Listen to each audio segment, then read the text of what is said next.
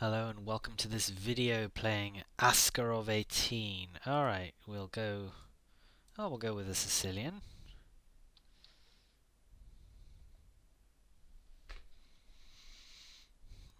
Lost a few rating points recently, so back underneath 1800.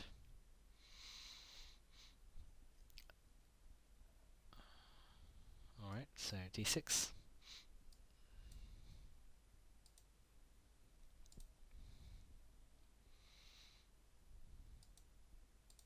So knight c6 asks an immediate question, because well, actually we could play h6 here and try and force the issue and see if black wants to give up the two bishops. I think that's kind of interesting, actually. Okay, he doesn't, so yeah. Well, rook b8's interesting. Queen a5. Ooh, actually, hang on. Did Queen a5 just win that bishop? No, because bishop back. Okay, so e5 is possible. e5, bishop e7. Yeah, okay, let's go with that. e5 and bishop e7. h3 doesn't really stop much. Let's try and take the open file then. The rook b8, b3, bishop e7. And then long term we're going to try and play d5 and get two central pawns.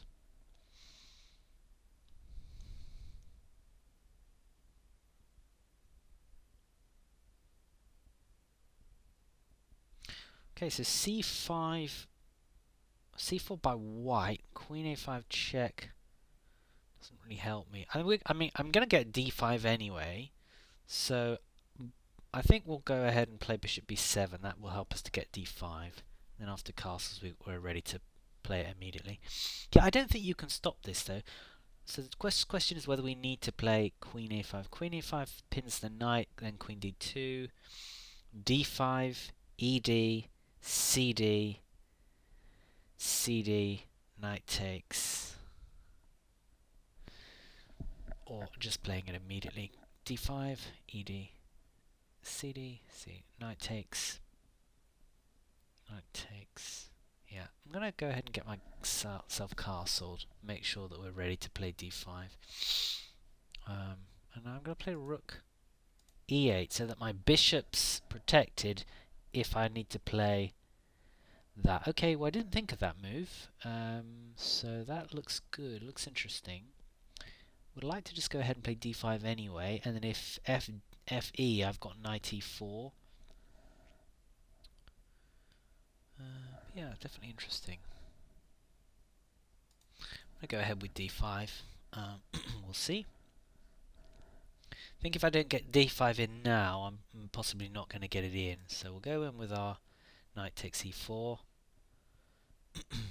And we just need to now check what's better, knight takes c3 or queen takes c7.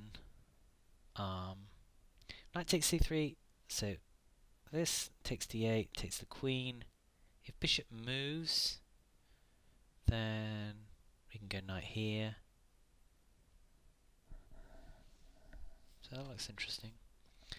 But we might get a queen. If a queen moves, then we take. Yeah, let's give that a whirl. I think we should be able to pick up the e5 pawn.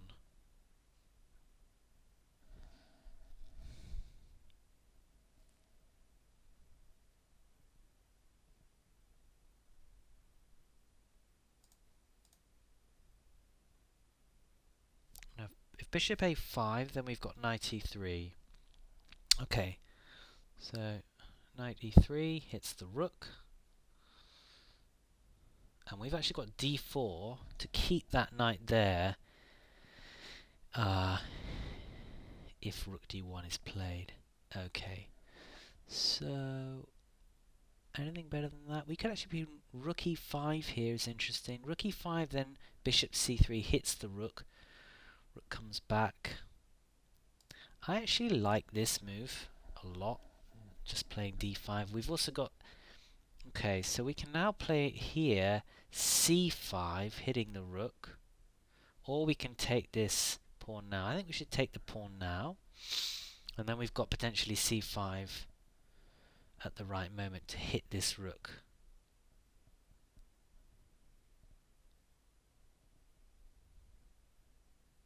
So let's just have a quick pawn count. We've got 1, 2, 3, 4. Okay, he just took that off. I think taking this is fine. Forking 2 pieces. Okay, so I think we probably need to take this off. Now we can go c5 with the tempo on the rook, but then maybe rook f5. So maybe we'll just take the open file now, actually. Let's try that. Let's get on the open file. And if rook f4, we've got this move c5.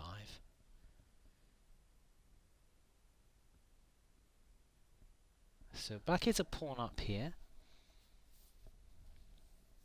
Okay, so c5 from white to stop me getting that. That looks like a nice move. That looks like a very nice move.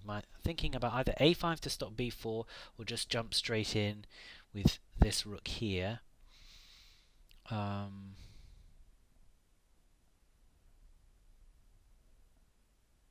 I'm not sure actually if I'm not really sure about that. Yeah, let's come in.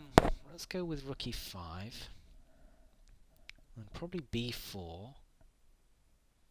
And maybe we can play a5 there. Okay, that's interesting.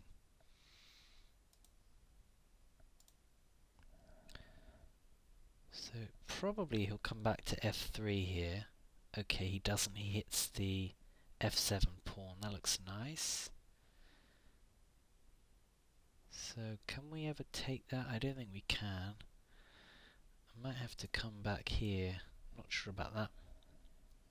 I'm trying to play bishop c8 now to shift that rook. But if rook f4... Okay, so let's get bishop c8.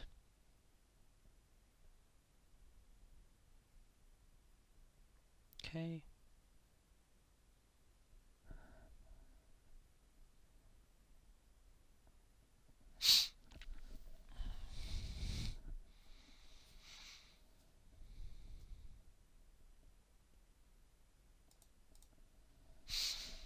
I'm not sure about this. It's not great, really, the positioning of my...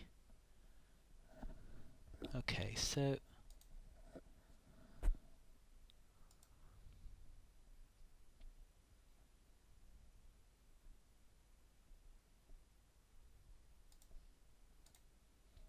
And trying to hang on to this pawn here. Let's go bishop f5, so that when we're looking at this rook... Okay. Got a check here. Let's try that. Let's try this check. Okay.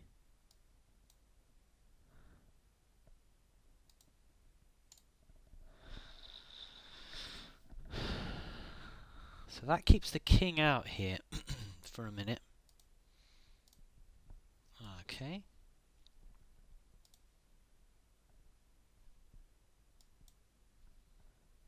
And just time then.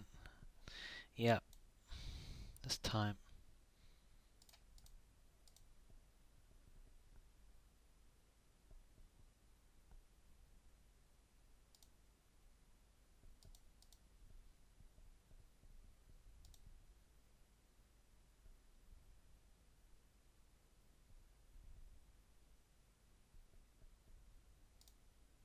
So now the threat is to go for the check and win the bishop.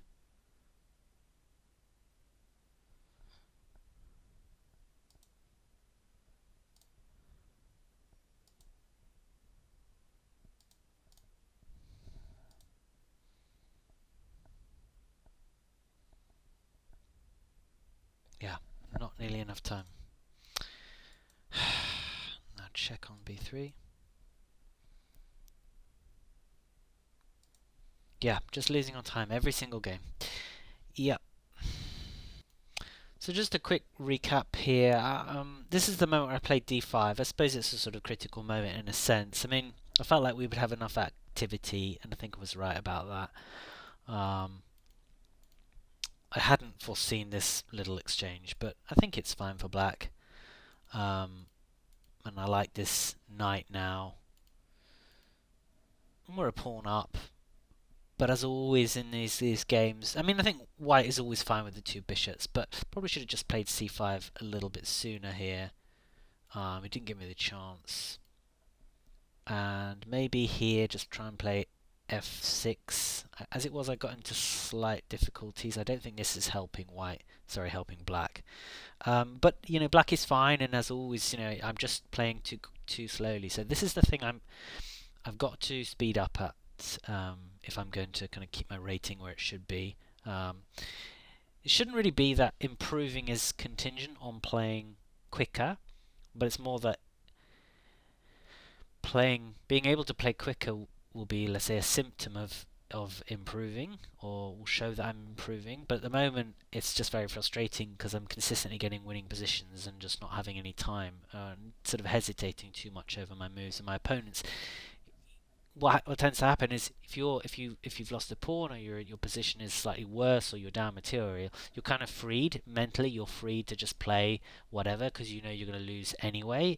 So you just end up playing very quickly, and that puts the pressure back on the player with material. So that's what's happening in most games at the moment, and I think I've got to try and find some sort of antidote to that.